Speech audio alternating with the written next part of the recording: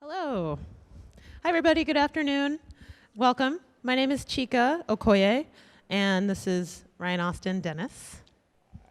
We co-curate this series, which is called Black Life, as you see on this beautiful artistic banner that we have commissioned for our series. So we're so pleased that you're all here.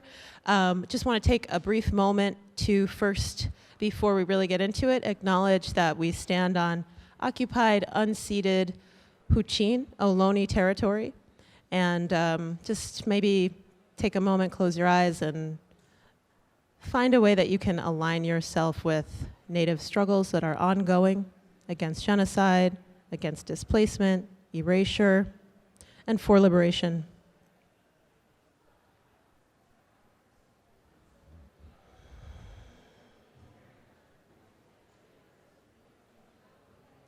And thank you, everyone, for taking a brief moment.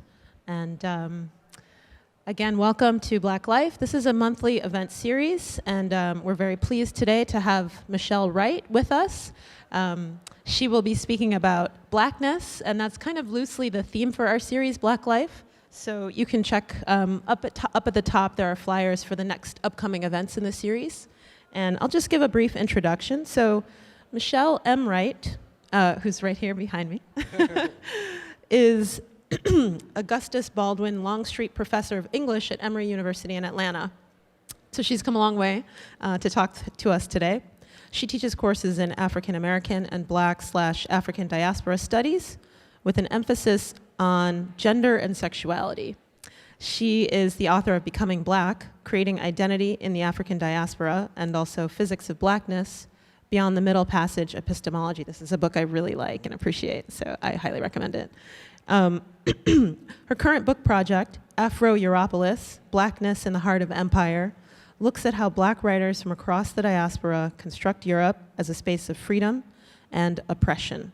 And before we give her a welcome, I would love to invite folks who are sitting up top to come a little closer and just kind of be in the space together. Don't be afraid of each other. Nothing scary is going to happen, I promise. And then let's give a welcome, a round of applause to Michelle.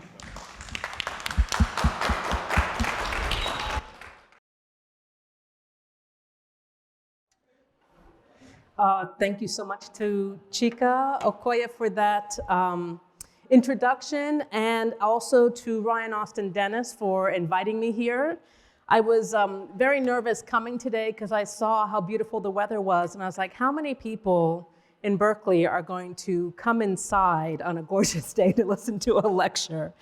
So I thank you guys for being here to come in and listen, and I will work to make it worth your time. I want to talk to you today about my second book a little bit and what went into the formation of it and the concerns I've had in Black studies. And even though I'm actually focusing on Blackness specifically, as you're listening, I suspect you'll find a lot of these things can actually apply to a wide range of topics and peoples.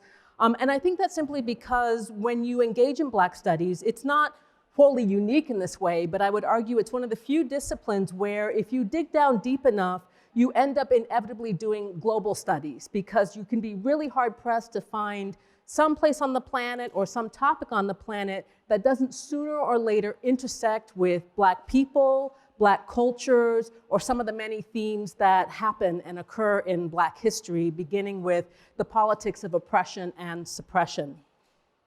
I'll start off talking a little bit about myself and what led me to this project and the politics of it. I was born and raised in Europe. My father was an African-American diplomat. My mom was a Czech and Polish school teacher.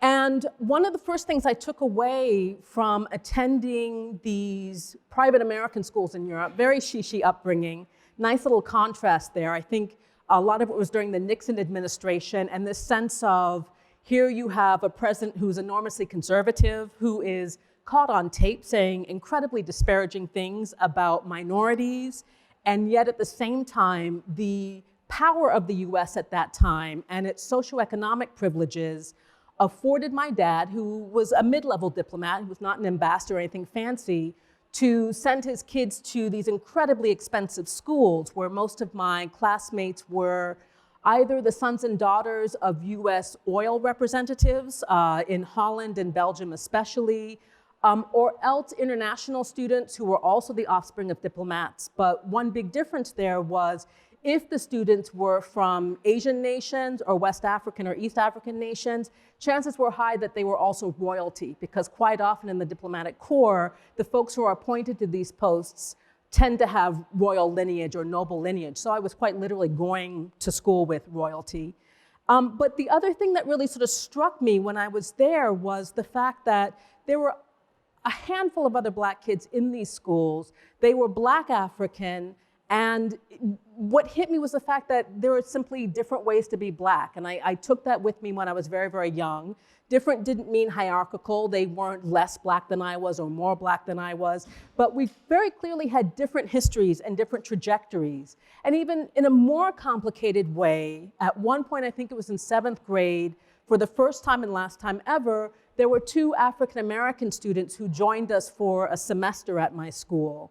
And both were the offspring of Army personnel. So they were just there temporarily before being reassigned to an Army base, which would be outside the cities, which means they would go to Department of Defense schools.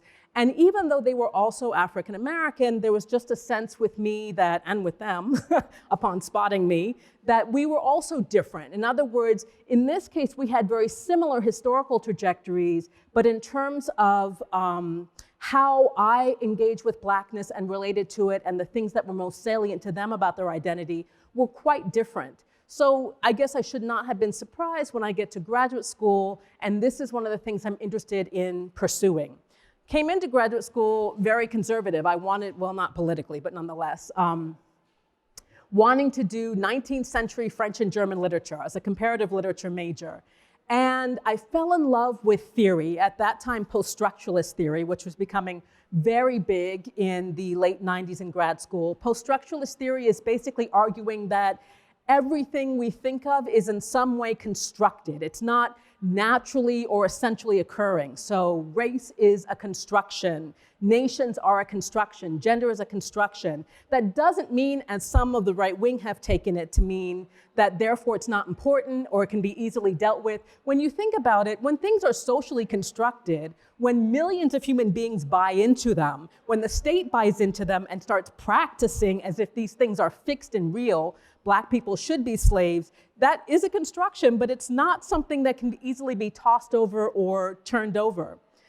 And what I found was so interesting with these post-structuralists was when they were talking about issues that seemingly, let's say, transcended race, issues of belonging, of identity, of what's called subjectivity, which is a philosophical concept, which basically means if you're a subject, you're a rational, self-conscious person. All other human beings who are not subjects are other. And of course, this was developed in the Enlightenment in order to justify enslaving certain peoples. Because when you think of it, there was an enormous contradiction going on at that time, where you had these democracies rising out of Europe and at the same time investing in the slave trade, and not too much later in colonialism. So you ask, well, how do you justify democratic revolutions and the establishment of democratic states and then go and enslave other people? And the response was, oh, well, we worked it out, and those folks over there are not subjects. They're not self-conscious, rational human beings.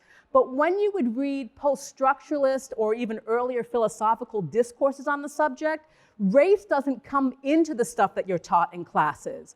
But nonetheless, when reading it, one thing I realized was I can't actually read myself through these theories. And it's odd because it's not saying explicitly Black people can't be subjects, women can't be subjects, but nonetheless, it was hard to read myself into them.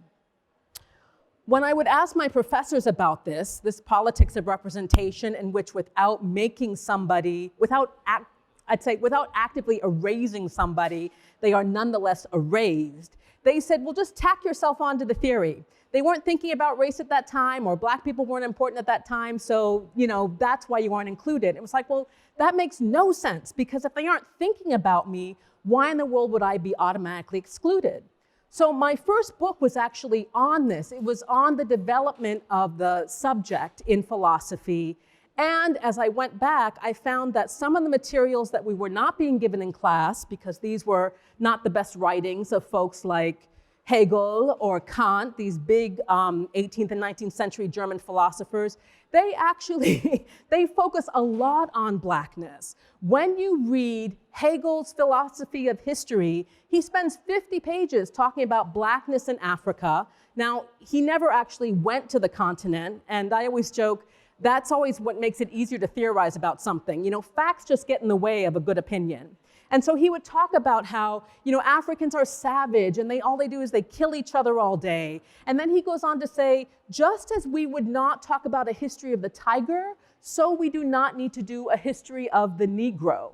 And it was like, well, that's it in a nutshell. What we see happening is Black folks are being taken outside of history, and history is being redefined as the accomplishments that Europe has produced, and of course, specifically technological accomplishments as well as developments in politics. So becoming Black starts with the Enlightenment and the invention of the Black other. And one thing I began to hit that really struck me was I could find Enlightenment philosophers who were very explicitly talking about the inferiority of Black men. So when Black men such as W.E.B. Du Bois and Frantz Fanon begin to respond to these discourses several decades later, you can see how they have an in. The conversation has been started talking about how they are inferior, and in response, they say we're not inferior, and they place themselves within it. But another problem started to emerge. When I was looking at Black women and queer Black subjects, they aren't mentioned at all in these philosophies. So how do you get into a conversation where you're not even mentioned as a viable subject? Because of course, for philosophers, only men could possibly be subjects, and then they narrowed that down to white men with property alone, which, as you know, is a founding principle of our Constitution and Declaration of Rights. So I got into this question about how do you respond to a conversation that has affected you, but of which you are not explicitly a part. And when I looked at what Black women were doing at this moment in terms of trying to get into this conversation about being othered, what I found was they used the present, the immediacy, to talk about the fact of their being. And even more so, when you look at somebody like Audre Lorde or Sonia Sanchez, they talk about their multiplicity of beings. They talk about their gender. They talk about the different places where they are from. They talk about their different roles in society. And they use that to overturn these discourses that claim that, well, they simply didn't exist. They weren't worth talking about. And that was one thing I sort of first took away was bigoted discourses tend to rely on a logic of wishful thinking. If they are trying to make claims about the world that are simply not true, no matter how much power they have behind them, one way you can respond is with the immediacy of your being and its multiplicity. In other words, you may look upon me as a queer Black woman, but I am also a professor. I am also a diplomat's child. I do X, Y, and Z, and there's something about that multiplicity that makes you present. So I finished becoming Black, work all this out. Great, my work is done. What do I do next? But what I found was, as I got into the academic profession, and I began to see journal articles and such coming out, talking more and more about not only Black women and Black queers, but the things that I was also very concerned about, Black folks in the diaspora who are often not mentioned, and the rise of specifically Black European texts. The thing that threw me was, you have all these amazing texts and all these amazing arguments and films, documentaries, speeches, etc., coming out, showing you that there are all these different types of Blackness.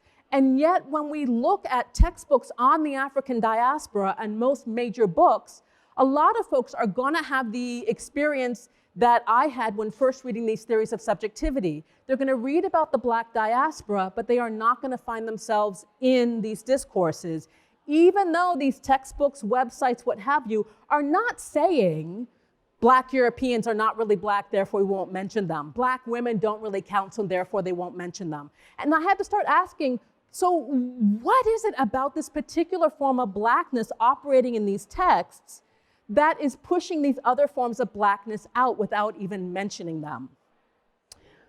The first thing I sort of got into was like, okay, well, what is blackness? I have to be able to identify it and figure out what's going on with it in order to find out how it's functioning. And the first thing that sort of hit me was the fact that blackness, no duh, is a historical identity. It was invented in a very specific moment in time, starting in the 15th century, and then really began to gain purchase. And what I mean by black people being invented or blackness being invented is simply before the Enlightenment, white European intellectuals, by and large, did not have a problem acknowledging African contributions to world intellectual developments. And they pointed to people like Herodotus, who talk about, yes, you know, when you want to study math and science, you go to Egypt. They talk about what they were learning from Ethiopians, the way astronomy also operated. But once you begin hitting the 18th century, you see this beginning to change. And instead, what starts happening is folks from Africa that had been in Europe before there was even such a thing as Europe, they had been there at least since the Roman Empire, but indications are even earlier. They were suddenly being grouped together into one category. That category was labeled as Negro, and then it became the exact opposite of all the things that whiteness was. So in other words, whiteness is civilized, blackness is savage. And y'all know the rest of that rigmarole to know what I'm talking about. So we think about blackness as a historical identity, but then I realized it's the way that we think of history that is the problem here, that is making it difficult to include folks. And I had a hilarious eureka moment by reading an article by Deborah Dickerson, who at the time was a columnist for Salon.com, conservative black columnist, and she wrote this article called Colorblind, where the lead for it was Barack Obama Ain't Black. It was written in 2007, I think. And I was like, well, I have to read this. I'm interested in blackness, and now I got to find out why Barack Obama supposedly isn't black, according to Dickerson. So I want to read you this one passage where just all the lights went off for me. Obama isn't black. Black, in our political and social reality, means those descended from West African slaves. Voluntary immigrants of African descent, even those descended from West Indian slaves, are just that, voluntary immigrants of African descent with markedly different outlooks on the role of race in their lives and politics. At a minimum, it can't be assumed that a Nigerian cab driver and a third-generation Harlemite have more in common than the fact that a cop won't bother to make the distinction. They're both black, as a matter of skin color and DNA, but only the Harlemite, for better or worse, is politically and culturally black as we use the term. Now, I have to hand it to Dickerson because I actually think it's hard to write a passage that long where every sentence is completely incorrect. I think that takes real skill. Beginning with the idea that black only means those descended from West African slaves, because of course, as we now know, the slave trade also took place in East Africa. So we're forgetting all the folks who came through that way.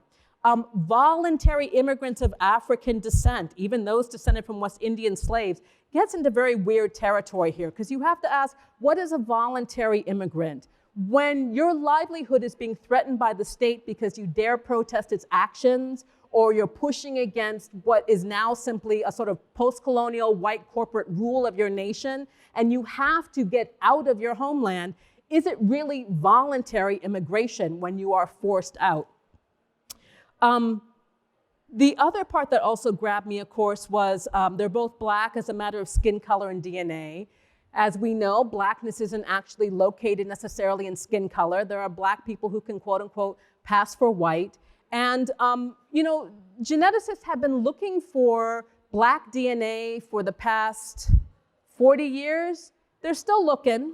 They still haven't been able to find it. They still can't find that one gene that makes you black. And I always wonder, well, what are you going to do, say, when you hit somebody like me? Is that gene going to be like in half? And one part is white and the other part is black, and it's this nice little biracial gene? It's sort of striking to me, the fact that people are still looking for racial characteristics in genetic markers when in fact we can look at the history of race as something that is invented with wide groups of people grouped together and forced to identify with one another outside of the deeply steeped histories they already enjoyed. Nigerians are not necessarily going to identify as Black. They will identify as Igbo or Hausa or from one of the nations that radically precedes colonialism, much less the invention of race. But the eureka moment for me was this use of the term the third generation Harlemite versus the Nigerian cab driver. So what we've got going on here with that term third generation is a suggestion that that Harlemite has 3 generations worth of Black knowledge within them versus that cab driver who for some reason, even though they are in Harlem, remains a Nigerian cab driver. So she's situating that Harlemite specifically within time and space. They are a third generation and they are where they should be. Whereas the Nigerian cab driver, of course, is displaced. It's like he was suddenly transported from Nigeria and just suddenly like shows up in Harlem driving around. He's got no place, he's got no time. So it's like, oh, instead of asking what is Blackness, I need to ask when is Blackness? Because most certainly we learn things from earlier generations, but we also know that that knowledge that is transmitted changes with each generation. And I don't know about y'all, but I can tell you definitively that my Black grandma would not see me as having much more Blackness steeped in my knowledge than she does, and therefore I know better than her. You would think by 2019 we wouldn't have elected somebody like Donald Trump if we had all those generations of knowledge going on, letting us know what happens when you elect such a corrupt populist and right-winger. So then I began to think about how we play with history and the assumptions we make. We tend to think of history as a timeline without even sort of thinking about it. If we have to give a lecture on history, we go up to the board, we draw a line, we start putting on lines to indicate historical events, we start putting a dot on there, and we start sort of automatically begin to mapping things. When you stop and think about it, you have to ask, why is it that we do that? Why do we imagine that time moves forward in a linear way? Did you wake up today and move in a linear way? Did you wake up today 24 hours smarter than you were yesterday and look forward to the end of the week because you're going to be a few days even smarter then? It's going to be amazing. And then by the time you die, you're going to be a freaking genius. It's amazing. We have to ask, why is it that we make this kind of assumption about time? Now, on one level, understanding history as a timeline is fabulous because when you think about it, you're teaching history, you put that line on, the students immediately get what you're up to. All these complicated ideas about progress and nations and change can automatically be notated. And when we use what's called the Middle Passage timeline or the Middle Passage epistemology, how we know we are Black by looking at our history and how it informs us, we can see the ways in which it works rather beautifully in a lot of moments. It is a great corrective to what we could call the 1776 timeline, the thing that's meant to inform us how we know we're American, where your ancestors come over, they demand freedom, they bring in some slavery, they bring in some, genocide, but generally they're sort of moving towards a better and better state of affairs. And what you can do with this sort of Middle Passage timeline is automatically begin to mess with that and show you don't have a democratic state happening here. You don't have natural progress happening here. A democracy does not progress through slavery, no matter what folks say. But at the same time, there are moments when this timeline is not going to work for us, especially when we're trying to represent Blackness as accurately and as inclusively as possible, especially in a place like the US, but it's also true with Europe, where we have Black folks from all different parts of the world.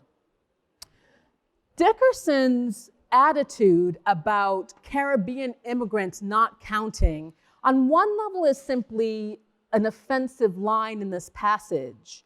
But it's also quite dangerous because only, I think it was just, maybe 2 years or so after this came out, there was a New York Times interview with Henry Louis Gates, very famous Black Studies professor at Harvard, and Lonnie Guinier, who I really admire, although not in this moment, where Gates was complaining about the fact that Harvard was not bringing in enough Middle Passage African Americans to be on the student body, appointed to the faculty, appointed to administration. On one level, I understood his complaint. I, at the time, had been at a liberal arts college where I was asked to join the diversity committee to help bring in a more diverse group of faculty and students. I was like, yeah, sure, let's go for it, why not? And then I found out they were only interested in bringing in Hmong American and Somali American immigrants. There's a very large Somali population in the Twin Cities where I was teaching. And so, of course, the first thing I asked was like, well, wait a minute, what about African American communities that are right here as well? Oh, well, that's kind of difficult. Oh, we don't know, da da da da da. So I was familiar with that politics of like certain black people are more preferable to other black people. Certain immigrants are good. African Americans are going to come in, they're just going to make a problem with things, make a stink about things. But what was so striking was the fact that Gates was arguing that middle passage blackness should be given precedence over other forms of blackness. And the first thing I thought was, I don't know if I would necessarily fight to get Skip Gates's children into Harvard, given all the money and influence he has, versus, say, the offspring of black Jamaican immigrants in the US who have worked hard to move in. Why are we doing this weird thing where basically if you think about blackness as a history and a timeline, some people are being tossed off that timeline or never being acknowledged that they are on it, whereas others are allowed to progress. This also becomes true with just middle passage black African Americans who understand their ancestry as coming through the Black Atlantic. One of the first groups that gets cut off from that group is women. If you are doing your African American history timeline and you come to I have to make sure, I'm always calling it the 14th Amendment, and I think it's actually the 15th. I don't count terribly well. Yeah. And you come to the 15th Amendment, where black men are granted the right of suffrage or to vote. You have this moment where you're pausing, your chalk is in hand, and you're wondering, okay, this timeline is a timeline of the entire African American collective. The 15th Amendment is actually only about half of that adult population. In reality, most black men, as you probably know, were not allowed to vote. They were met with lynch mobs, violence, threats, arrest when they did show up to vote. But nonetheless, here it is in law. So you have this question of, should I put it down or shouldn't I, given that it's only talking about black men. It's not talking about black children getting greater rights. It's not talking about black women getting greater rights. You are probably going to put it down because you have that sense of historical importance. But then whether you mean to or not, what you're also doing in that moment is saying this part of the collective is more important than the rest of the collective. So you've started off with an idea of an entire collective of men, women, and children descended from Atlantic slavery. But as you begin to move up with your historical moments, you begin to find that moments like the 15th Amendment, moments like black nationalism, cannot be celebrated equally by everyone because not everyone is equally empowered. And this is not something you yourself set out to do. You wanted to be inclusive. But nonetheless, it's the restriction of a two-dimensional timeline that's becoming the problem. Now, you may want to overcome it by, say, you're writing this history book, you've got your timeline, oh my God, I need to include more black women and show the kiddies that women are just as important. So what happens? I'm sure you all are familiar with it. You start putting the people who haven't been included in the main narrative into little colored boxes on the margins of the pages. When I was growing up, they were usually headed by, did you know? And I always knew there was going to be a fun fact there. Did you know? Did you know the first black millionaire was Madam C.J. Walker, who started her own hair care products line, da da da da. Did you know? I used to love those because I couldn't wait to go around and tell people, did you know, did you know, did you know? But of course, what's happening is in that attempt to be more inclusive, you're also underscoring the weirdness that a black woman needs to be mentioned and inserted at that moment. We have quite literally put her in a little colored box on the side, which further underscores that she is not part of our mainstream history. Of course, the same comes true for black queers, and it also starts to become problematic when you're looking at major figures that we use to teach African American studies, like Olaudah Equiano. When you're teaching the history of the Middle Passage, when you're teaching the history of the African diaspora in the Americas, you love using Equiano's interesting life because his life story is the Middle Passage in a nutshell, and it ends great. It starts off with him as a free West African who was then kidnapped. His is the only account we have of a first-person experience through the Middle Passage on a slave ship. He eventually achieves his freedom, and then he moves to London and becomes involved in the abolitionist movement and works out of London and Sierra Leone. So it's just gorgeous, right? You've got the freedom and then the captivity that takes away the freedom, the forcible transport in that journey, and then it ends with reconnecting to both Britain and Africa. Absolutely beautiful, except that there is one problem. About 17 years ago, a leading Equiano scholar came across some very unwelcome news. He was looking through birth parishes in South Carolina and found that an Olaudah Equiano had been born there right about the same time our Equiano would have been born. So maybe Equiano is not from Nigeria, but was in fact born in South Carolina and faked this narrative of autobiographical experience. We don't know. He then checked the ship's manifest for Equiano when he disembarked in London to start his career as an abolitionist. And there we see an Olaudah Equiano. It's our Equiano quite clearly, whereas the other Equiano, it could have been another Equiano. It's absolutely possible. The name itself is not radically unique. But in this case, it was our Equiano. He said he took this trip, noting that his birthplace was South Carolina. Now, you would think this would settle it, but here's the problem. For folks who were enslaved and then won their freedom, as Equiano's own story showed, slave owners were not exactly, shocker, the most honorable of people. So twice before, Equiano had entered into an agreement with his owner that I earn a certain amount of money and I can buy my freedom from you. Yeah, that sounds great. Go ahead. Gives him the money. The owner resells him. So in other words, Equiano was always vulnerable to being captured again and sold into slavery, even after that third time where he finally achieved his freedom. So he may well have certainly written that down in order to throw people off the trail. But when you're teaching African American studies and this Equiano text, you run into a dilemma. How do I teach Equiano? Do I not teach him at all? Do I decide certain parts of his autobiography fit on our timeline, others don't? You've only got this linear line here. Is he on it or is he off it? So in other words, this linear timeline, in moments when it doesn't work, can end up not working for anybody, not a case of just the small few, which, as you know, is a kind of physics of representation. Quite often when the most marginalized people are left off of representation, it signals that everyone else sooner or later is going to be left off as well, that the way in which we're representing them, there's something off with it, and it may be this timeline. Where does this timeline come from? Who's to blame? The greatest correlation we have for this understanding of time as linear and moving forward and being progressive comes from Sir Isaac Newton, which is why I call the book Physics of Blackness. Newton's laws of motion and gravity, which now seems so obvious, we kind of wonder, well, why was he labeled a genius? Like, I understood in kindergarten that when I rolled the enormous ball towards my baby brother, it was going to hit him, it was going to knock him over, and that would be hilarious. I understood the laws of motion and gravity, that an object at rest, that big ball, stays at rest until I pick it up and fling it, and then an object in motion maintains the same velocity until it encounters an object of lesser or greater motion, and then that velocity is changed. Hits my brother, the ball bounces back, slows down. Doesn't take a genius.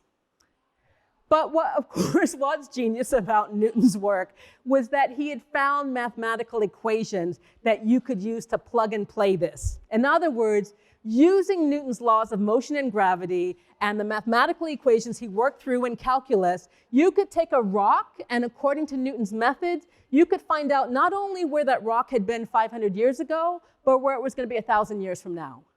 Rocks, kings, elephants, mountains, lakes, everything. No surprise then that it really inspired Enlightenment philosophers to start thinking about, like Hegel, civilization this way. It moves forward progressively like an object in motion. And then he added this idea of accumulation of knowledge, because of course that was the best way to justify civilized Europe enslaving other people in very inhuman practices. It was a case of, but we're further along the timeline than they are, and you know, there's debate about whether these people that are born to be our slaves will ever progress or not. They seem to be outside of time. So we seem stuck. We know that these identities are historical, and when we plot them on a timeline, as inevitably we're going to have to do in order to teach those identities, we're going to end up leaving people off through no fault of our own. Don't worry, the story ends well. There is a way out. Don't do this at home, but if you find a physicist and they look kind of vulnerable in that moment, grab them by the lapels, stick them in a corner, act threateningly, and ask them, what is time? How does time work? At first, they will probably tell you they don't know. They don't even know if time necessarily exists. But if you threaten them a little bit more, they'll finally spout, okay, well, if time is anything, time is entropy, if time exists. Entropy is the movement of molecules from a more organized state of matter to a more chaotic state of matter. So entropy is ice melting. Entropy is you getting older and your skin sloughing off and then you eventually becoming worm food. We move from a more organized state of matter to a looser and more chaotic, which would mean that if this is true, we can play with the idea that time doesn't move forward, time moves outward and becomes more and more complicated as it does so. There is an experiment called Wheeler's 1980 Which Path experiment, which looked at what subatomic particles were doing. And of course, as you probably know, around the turn of the century, they were discovering that Newton's laws of motion and gravity do not work for the subatomic world. We don't see this whole object in motion, et cetera, et cetera. The Wheeler's 1980 Which Path experiment did something rather astonishing. It took me 7 or 8 tries to finally understand what this thing was about. I just knew it was important when I was reading my physics books because there were lots of exclamation points and italics and et cetera. But it was talking about beams and wave patterns and splitters. And so when I finally got it, I turned it into, you'll forgive me, a very simplistic analogy. Say that you are a sadistic god and you have a particle and you have a castle. You've got an antechamber and a central chamber. In the antechamber, you put down 2 weapons at all times, a lightsaber and a sword. But in the central chamber, you switch out whether you're putting in Darth Vader or a dragon. And it's a completely random pattern. And you keep sending your particle in, first to the antechamber to pick a weapon, to deal with whatever monster is in that central chamber. It can't see it. Every time they run that experiment, the particle always picks up the correct weapon, every single 100% of the time. Now, some people have taken this to argue that means that subatomic particles can see in the future. That would be true if we knew Newton's laws worked on the subatomic level, but they don't. And instead, one way we might be able to play with this is the idea that at the subatomic level, a truth about time becomes ever more apparent. That time is not necessarily divided into a past, present, and a future, but there is only one temporal tense. For us, we're looking at the particle coming in from the past, grabbing up the weapon in the present, and somehow knowing what's going to happen in the future. But it may simply all be happening at the same time. When you think about it, the way we experience time is a bit closer to this, not exactly. And what I mean by that is, to misquote William Faulkner, the past is not only not past, it's all around us. All the people that have lived before, the buildings, the clothing, what have you. Some of it is most certainly orbiting the Earth as space junk, but the rest is all here. You may have had your great-grandmother for part of your breakfast today and you didn't even know it. In other words, all the things that have existed on this planet before are still here, simply in changed form. So the past is, in fact, all around us and quite present. In the same way, when you think about the present, it's very hard to define the present, because I'll say, here I am speaking to you in the present, but not when I just mentioned the present. I mean right now in the present, because when I spoke to you first time about the present, it's now in the past. And actually, the second time I mentioned the present, that's now in the past as well. So I'm trying to explain to you that the present takes place in the right now, and it doesn't work, for the simple reason that we are always constantly in motion. Our hearts are beating, blood is circulating, the earth is orbiting. I think in this case, we better say the sun. And that means that the present and the future can't be fully torn apart from one another. It's not unlike what my friend said when teaching me to drive, that you actually have to kind of combine these two notions of temporality. And what I mean by that is, on one level, I need linear time because I need to picture where I'm going to be in 5 seconds. I can't constantly drive based on where I'm at, because by the time I make the adjustment, I am no longer there. So what we may need is a notion of time that takes the idea of linear time in certain moments, not a notion of it as real, but as a way to direct us. But we also understand ourselves in what I call epiphenomenal time, the now in which we are constantly creating and recreating the past, archaeological discoveries, new breakthroughs in technology, etc., and realizing, oh my God, there was this whole civilization here before. We need to kind of constantly update ourselves, and we also need that sense of guidance. So this is what I am up to. With linear time, we are going to run into problems when contexts start getting complicated, and we need to make sure that everybody we're talking about is being represented. And that's simply because when you think about that timeline, you only get one dot to represent those people. Your timeline has to start somewhere, and we know that origins are mythical and fictitious, because you can always ask what happened beforehand. You want to annoy that physicist you threaten, whenever they talk about the origins of the universe, say, what happened before then? What was going on before then? Then they say there was nothing. And you're like, well, what was there before nothing? Because there had to be something. And then you run away, because at that point they're really quite angry with you. But the other thing I think that's so important for Blackness when we think about linear timelines is when we look at how we map African American history, specifically African American, it isn't a history of action so much as a history of reaction. It's a history which really doesn't fully reflect the incredible richness of African American history. Because when you think about it, our origin begins, or the story begins, because of the slave trade. So it's whiteness coming in and starting our history by forcibly transporting us over into the Americas. And then every historical moment after that, whether it's something progressive like emancipation or something that pushes us back like Donald Trump, there's always a white protagonist behind it. We don't get to own our own history within that representation. Now, there are times politically when we absolutely need that clarity of showing we tried to do X, Y, and Z, and instead you invaded our cities and burned them down into the ground. Instead, you engaged with lynching mobs. Instead, you incarcerated us. But we also know that our Black lives are not always lived in reaction to whiteness. They are much fuller and much more complicated than that. They can't be mapped onto that. So epiphenomenal time can help us with a more diverse and accurate representation. For example, we struggled with Equiano on that timeline. Is he on or off the timeline? At some point, we may have more historical data come to the surface, and then we know what he's talking about and whether he's on it or off it. But instead of having to deal with, do I talk about Equiano or don't I, with epiphenomenal time of understanding all the tenses present right now and the past all around us, what we have, in fact, is an embarrassment of Equianos. When teaching Equiano, I can talk about how Equiano may, in fact, have been born in West Africa, and why that is possible and what Blackness was doing at that moment.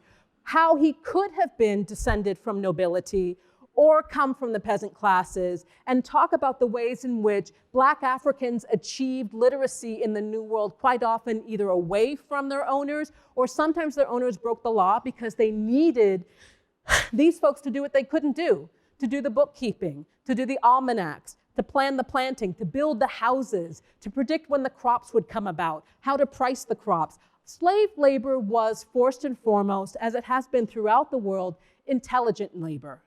You can't have an idiot running your plantation. You can't even have an idiot forcibly picking your cotton for you because the idiot could ruin it. You need intelligent labor.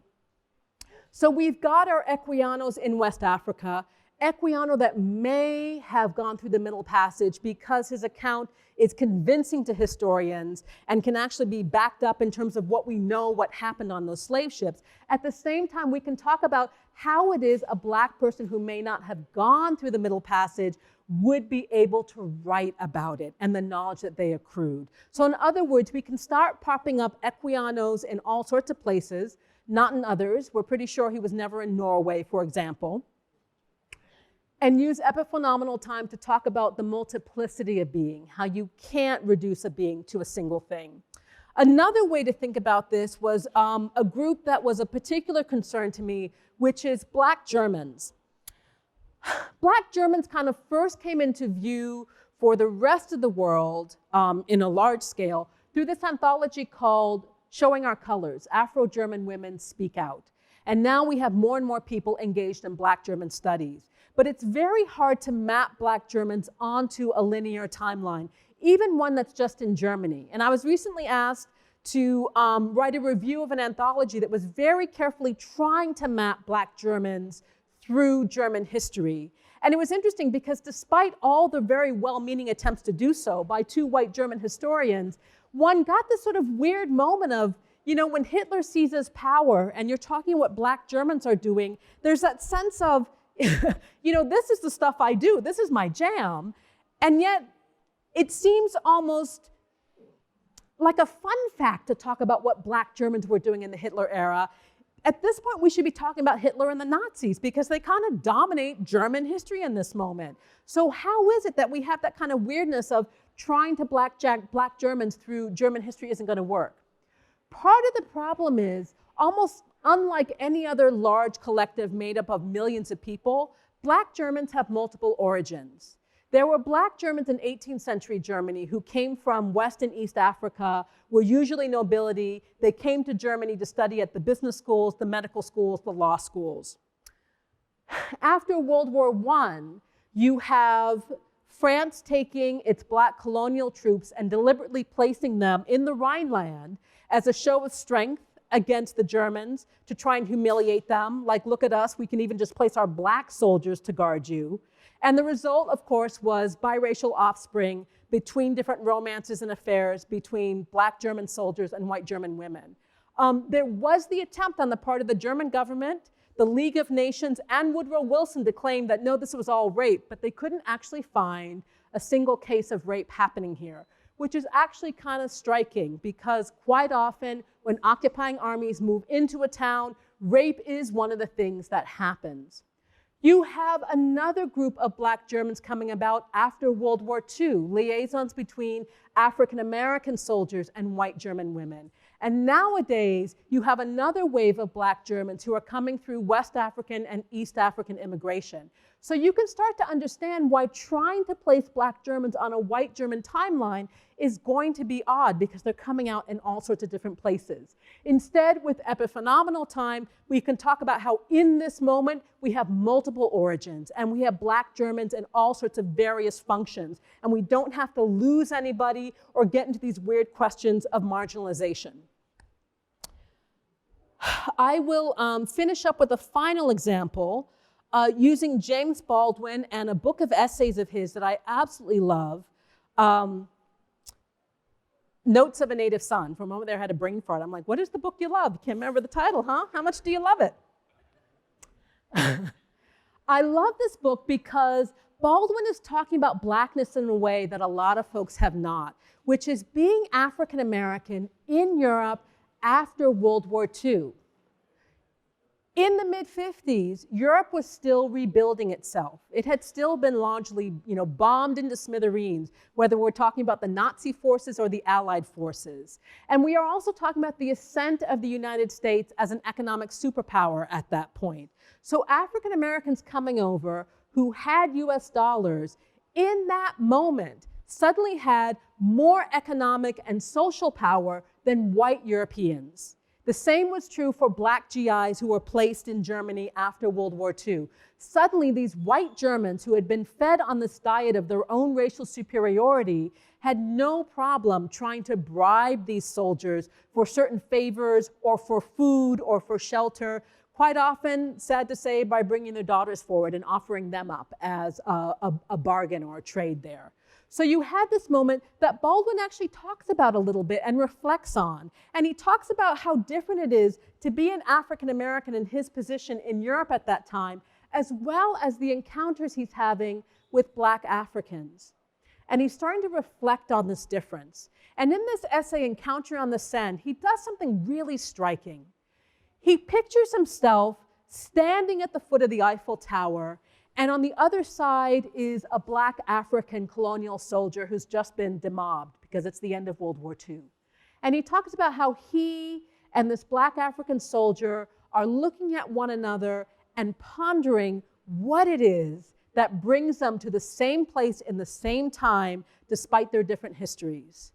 But then he kind of drops the ball because he can't think of what they might say. He just says, there's a gulf of 300 years between us.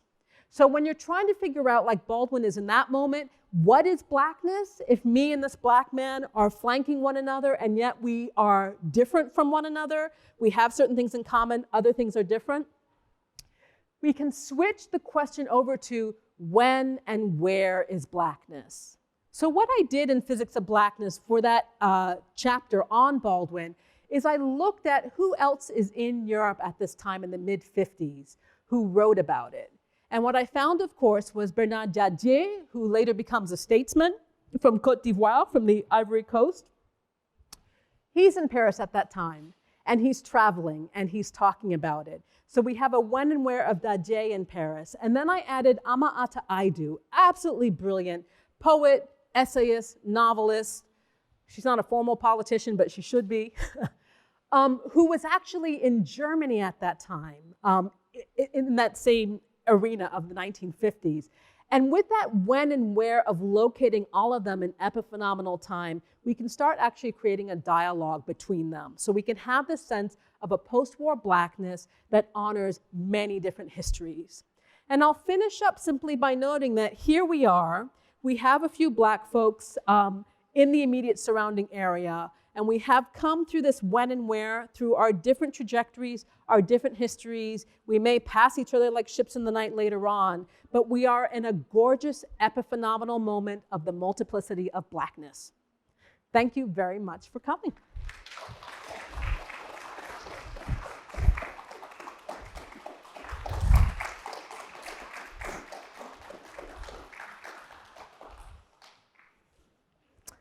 Thank you so much for that lecture, Michelle.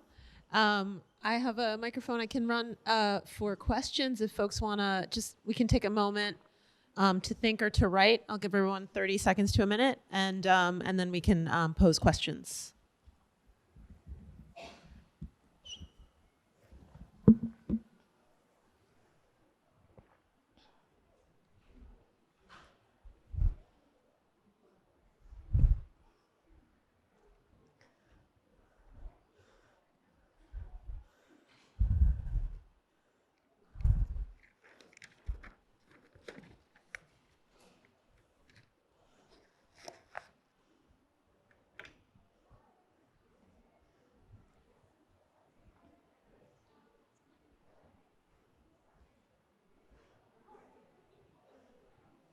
Okay, are there any questions at this point?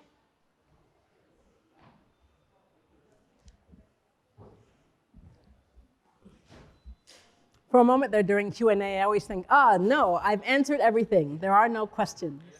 Thank you so much for that. The linear time thing is so embedded in our ways of thinking and seeing. It's so easy to visualize what that looks like. Do you have a way of visualizing epiphenomenal time that can help to supplant or replace or explode that thing that is lodged in there so deeply? I do, although the more accurate answer is I do and I don't, because I can't ever fully get away from lines, it seems. And when I was first writing Physics of Blackness and had this moment of like, oh my God, linear time is a lie. Like nothing moves like that. At first I wanted to write a book about like abolish the timeline, like get rid of linear time. It's a dangerous myth. But then I had to kind of realize we can't live our lives through epiphenomenal time every moment because it just gets way too complicated to be here and be like, well, will my home be there when I get home? Because who's to say, like, you know, or other things may happen. So I tend to think of epiphenomenal time as an additive or an enhancement to linear time when we're trying to map something on the line and it's not working and it's not there. You focus on that moment and then you move outward. So it's almost like rays striking outward from a circle. And those rays, like with Equiano, are Equiano in Nigeria, Equiano in South Carolina. And then I write sort of different things on those rays to kind of indicate it. But of course, the linear often dominates, especially when it comes to writing. Like if you want to talk about all the different places in which Equiano was, you're stuck at least in our vastly inferior alphabet of having to start with one aspect of Equiano and then bring in another. So there's that sense of primacy. Although what you can also do, which poets know very well, is you can start to embed meaning into other terms so that they start to have double meanings. And you could start talking about, you know, Equiano's Nigeria-liness and combining Nigeria and South Carolina. So your reader is actually beginning to think in these doubled or multiplicity, polyvalent ways about Blackness.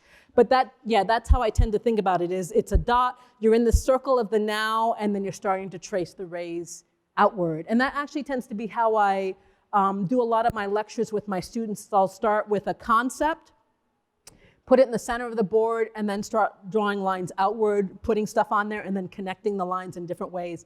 They're terrified the first day that happens, and then they get very used to it because I want to sort of underscore that depending on how you're looking at something, one thing may be your primary lens of analysis, but you can't leave the other things behind. They're going to travel with you. Not unlike the myth we've sometimes been taught, where you can start with, say, race and come up with a full history that way.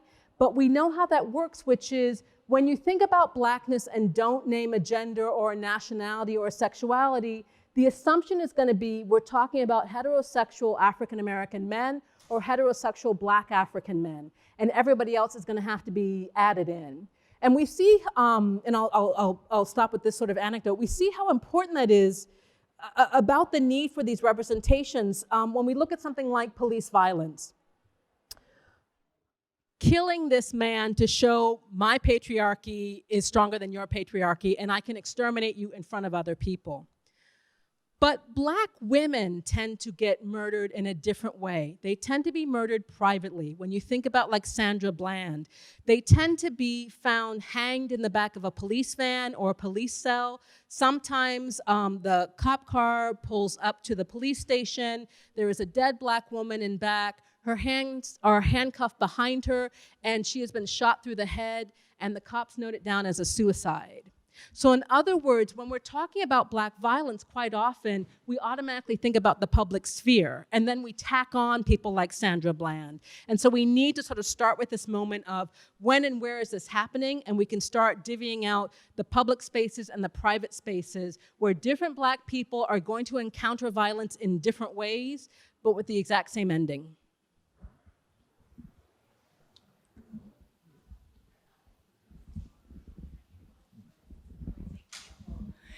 If our time is expanding, does that account for how we experience time speeding up when we get older?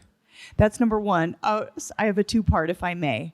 And then the example, this is so fascinating, and the examples you gave, I'm really trying to grasp them, and I'm just wondering if, I'm trying to distinguish between the time piece of it and the geography piece of it, and I'm wondering if you can address that. Thank you. Absolutely. As you know, perceptions of time vary from individual to individual. So some folks, when they get older, find time as slowing down, where others feel like it's speeding up. So on that level, I sort of step aside and I say, psychology, isn't it a marvelous thing? Although you also know that in physics, time actually can speed up or slow down. There's the experiment. It's not an actual experiment, it's a thought experiment where you have one twin on Earth and you put another twin in a rocket ship and have it orbit Earth for 20 years. And what you'll find is the twin that's been orbiting Earth ages more slowly. And they found that actually when you have that velocity happening, time actually does slow down. Or at least what we know to be time in terms of clock time. And it's not a case of, oh no, the clock went funny, and so the mechanics are slowing down. It's like minutes are actually passing by more slowly. Beyond that, I can't even explain it, because I'm like, well, how's that happening? With geography, the linear timeline is also enormously problematic in certain moments, because when you say, think about mapping African American history, you've got us starting in Africa, brought over to, even though the majority of black folks descended from Atlantic slavery are in Brazil, not in the US, 100 million black Brazilians, I think about 35 to 40 million black folks in the US who claim Middle Passage ancestry. The timeline nonetheless takes us to just one geographical space, because to start doing several different geographical spaces and all these other timelines to be more accurate isn't working terribly well if you stick with your timeline. And so we have Africa as our start, and then we have the South, and then we move up north. So what you get is this weird suggestion of an equation where Africa is in the past, the American South is in the more recent past, and the North is kind of the present and future of Black Americans. Now, as you know, there's a reverse migration going on. But another way in which, in other words, what do? You put the South back on that timeline, that gets confusing. But that shows the degree to which, when we think about time as linear, we also end up hierarchizing spaces. And some spaces are imagined as being sort of locked in the past, the way that we imagine we can go back to Africa. And most certainly there are different types of return one can enact, but at the same time I think it's important to acknowledge that we ourselves are not actually returning to Africa. Our ancestors left Africa sometime between 15th and 19th centuries. That part of Africa, like all parts of Africa, has undergone radical change and transformation. Africa as a continent was never static. So we need to be really wary when we use that timeline and start making time static and start associating different geographies with different notions of progress.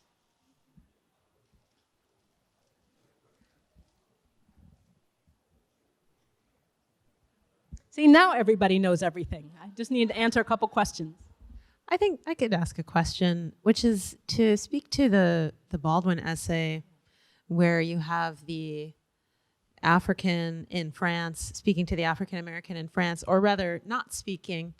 It just strikes me as a strange, I haven't read this essay, but it's a strange image to imagine that there's a gulf between these people, when in reality, it's very easy to speak to people whose experiences are different from yours, and yet there's commonality on the face of it, right? Like, it just, I'm not sure, like, it feels like a strange lack of imagination on the part of Baldwin, because, I'm quite sure he knew Africans from Africa and had conversations, and what, if you can think for a moment, like, what is he actually trying to speak to with that silence? Or,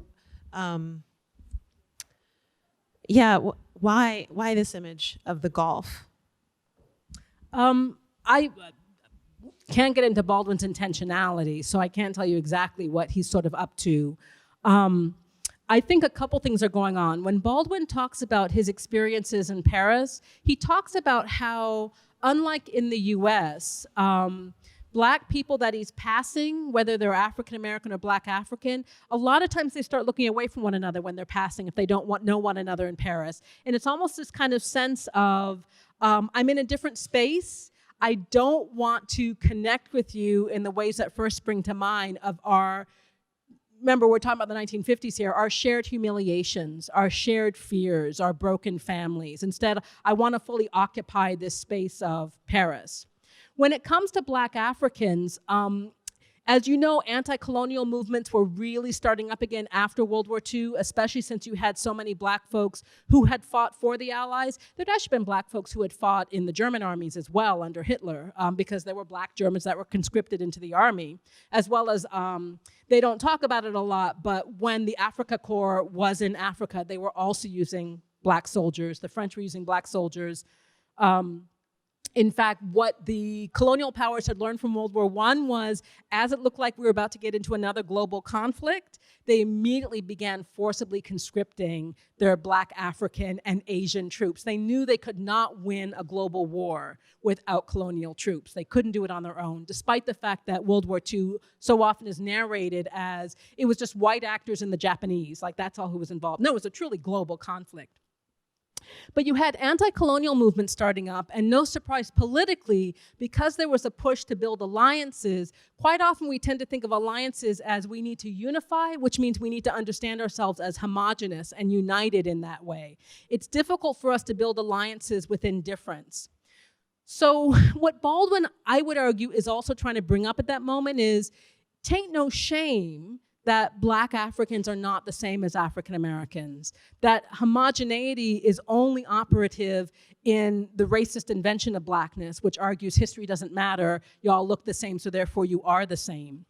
And I think what he was trying to get at was the idea that here are two black people that you would assume would automatically band together, especially under the aegis of the Eiffel Tower, because you think about how the Eiffel Tower was a statement by France to sort of boast of their technological abilities now. They could now produce steel into the tens of thousands and millions of tons to build these things. And I would argue there's also a sort of bitter irony there, because Baldwin and this black African are looking at the Eiffel Tower, which really could only have been created through slave labor, through colonial enterprises that would enable France to be able to build up this degree. We forget that a lot of slavery was in fact industrial slavery. The majority of it was not agricultural. Most slaves worked for companies. Most slaves worked in factories. Most slaves worked in mining. In the US, it was 49% worked on plantations, 51% worked for companies, many of which are still here today. So talk about the past still being present.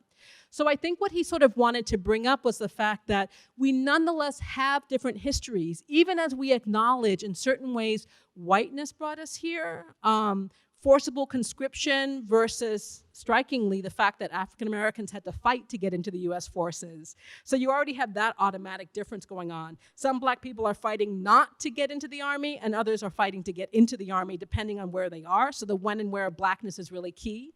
But I think what he also sort of wants to bring in, with, I think you're correct in pointing out, a certain amount of exaggeration, is the fact that we have to deal with black difference, and we have not yet, at least at that point in time, developed a vocabulary to deal with it. They look at each other feeling like they should be automatically united, and yet they can't deny the fact that they're wondering about each other.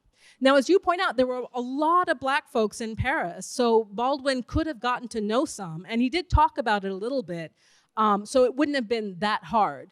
But my guess is that's what he's trying to underscore. This is kind of a funny question, but from your experience, what's your impression? Do you think it's possible that Equiano could have written such a coherent narrative if he hadn't experienced it? What's your feeling? Oh, that is a tough question. You always have to be wary of me, because whenever I'm guessing, I'm really good at constructing compelling narratives, and then I'm almost always wrong, like whenever I'm trying to guess what's going to happen. But I think my sense is it's absolutely possible he could have done that. And part of me is taking a chapter from the fact that Vincent Corretta, who is trained as a historian and who has made Equiano his life, greatly admires Equiano, has to admit that it is absolutely possible for the narrative to have been faked. Yeah. You know what, from one day to the next, I'm not sure what I believe, so I just go back to, well, we've got multiple Equianos. That's what's confusing me. I want them to fuse into one, and the fact is right now, there are several operating. But you do think it's quite accurate, the representation in it. Yes, when I read it, but I'm not trained as a historian, so I'm also reading it as a literary analyst. So in reading the way he's describing and constructing that passage, it absolutely coheres and makes sense to me, but I couldn't take historical facts, beyond what I know from history books, because I don't go into the archives as often and say, oh, definitively, this is an accurate representation that he went through it. As you know, I don't think he's trying to fool anyone. I don't really see Equiano as a trickster or a con man, but we are also, I think, sort of painfully aware of the fact that certain things can be faked, and that's the freakishness of life, is that somebody cannot go through an experience and yet recreate it so well that we begin to wonder, to what degree does actually having been there make all the difference?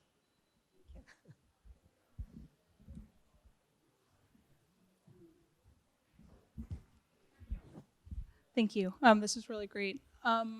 I'm thinking about, you started with an anecdote sort of about dispossession and displacement, people being forcibly having to make decisions to leave where they're from. And there's this long arc of Black dispossession and displacement.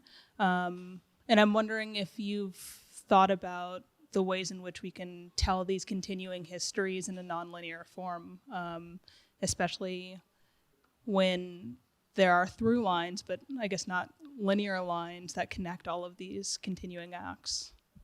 That's a great question. Yeah, increasingly I don't see through lines. And maybe that's because we all know that human beings don't live forever. So when we're tracking a collective through time, those bodies are quite literally changing. And some are wandering off to do other things. And if anything, I would argue I understand that desire for continuity represented through a through line, but I actually tend to understand it as certain things endure, like the oppressions that were formed around slavery. They aren't carried from the past into the future unchanged. Instead, in certain moments and contexts, they manifest themselves in very painful ways. So you can look at certain Black communities, certain Black neighborhoods, where you can see how slavery is still operating for them and still denying them opportunity. Whereas it's not true, I would argue, and this is dangerous territory, I would argue it's not true for all Black people all the time. For example, with the discussion on reparations, I personally don't feel the need to have reparations. I don't need that money. Kanye West doesn't need that money. Oprah doesn't need that money. So in other words, we have to look at the Black experience as necessarily varied and arguing that in certain moments things come true in really intense ways, and other times they're not necessarily there. It doesn't mean they're weaker or faker or less fictive, but I would argue that when we're engaging with issues of race, and you're not saying this, I'm just sort of thinking aloud, when we're engaging with issues of race, we can't lay down homogenous dicta and pretend that all Black people are exactly alike. Instead, when it comes to reparations, we need an enormous amount of intelligence and information to make this happen effectively. Okay, I want to ask maybe one more thing about, I like this notion that you have a polyvalent Blackness, I think I've heard it also as like multivocal. This feels useful to me, I think, because I think there is such an impulse to simplify and think in more simplified ways when we want to generalize or teach, for example. And so I know in your book, Physics of Blackness, you talk about this progress narrative. And this is really a dangerous way of thinking about history, it seems to me, to imagine that, we're always moving forward, we're marching toward more and more freedom and beauty and liberty and things like this. But it seems like there are always, I feel like my question wants to ramble and ramble. I'm not sure exactly what it is I want to ask.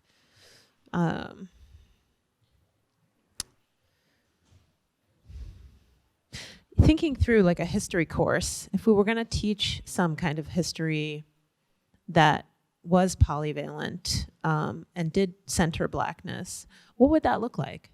Oh, fabulous question.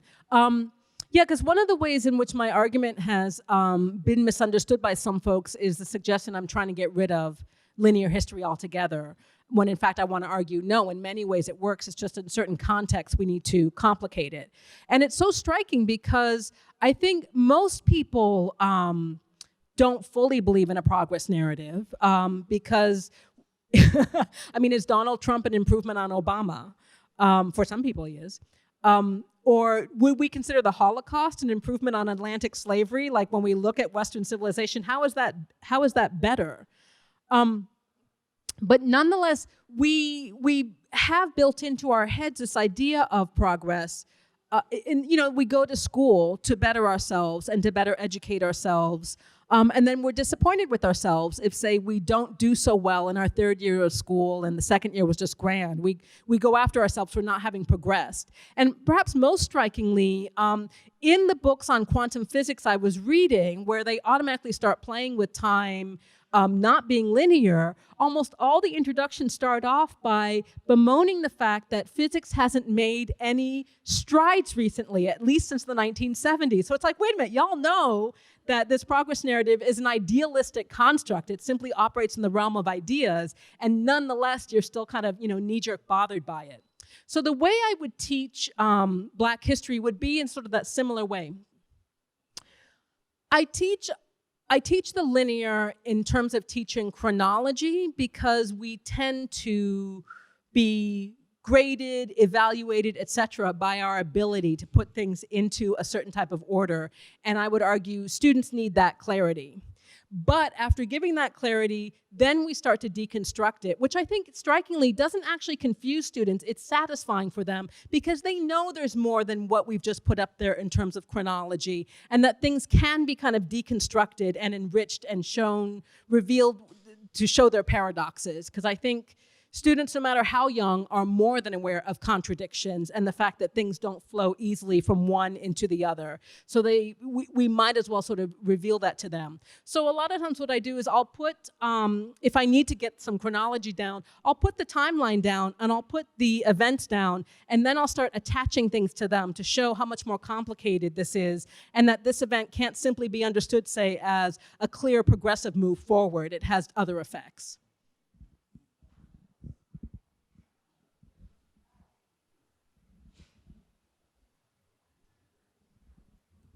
All right, let's all just give another round of applause and thanks.